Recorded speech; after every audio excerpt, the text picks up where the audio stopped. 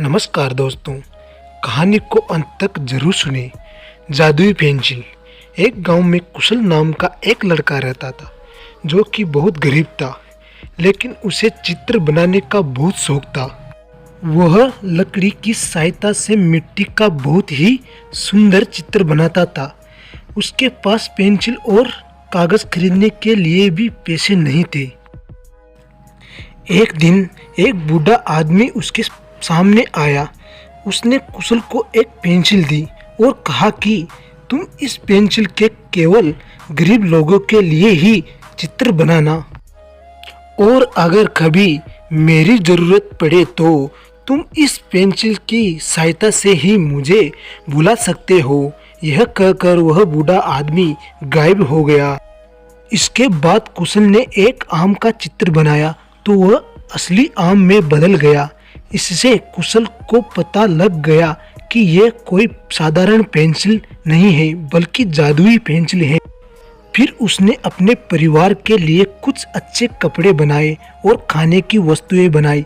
अब वह उस पेंसिल की सहायता से गरीब लोगों की मदद करने लगा और गरीब लोगों को भोजन और कपड़े बना कर देता था। जब यह बात गांव के राजा को पता लगी तो राजा ने कुशल को बुलाया और उसने कुशल को अपनी बगीचे के लिए सोने का पेड़ बनाने के लिए कहा, लेकिन कुशल ने ऐसा करने के लिए मना कर दिया और कहा कि मैं इसका प्रयोग केवल गरीब लोगों के लिए ही करता हूँ।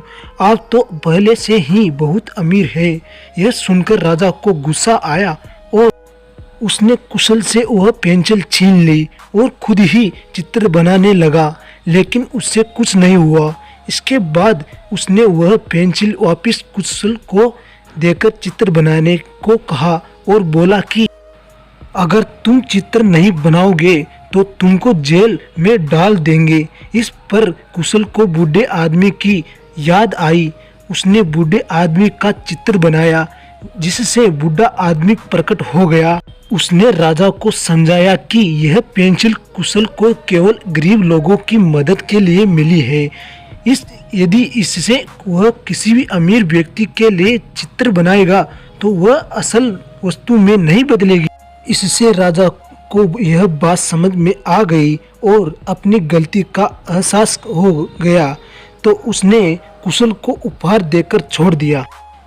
इस कहानी से हमें यह शिक्षा मिलती है कि हमें लोगों की मदद करने के लिए हमेशा तैयार रहना चाहिए। धन्यवाद दोस्तों।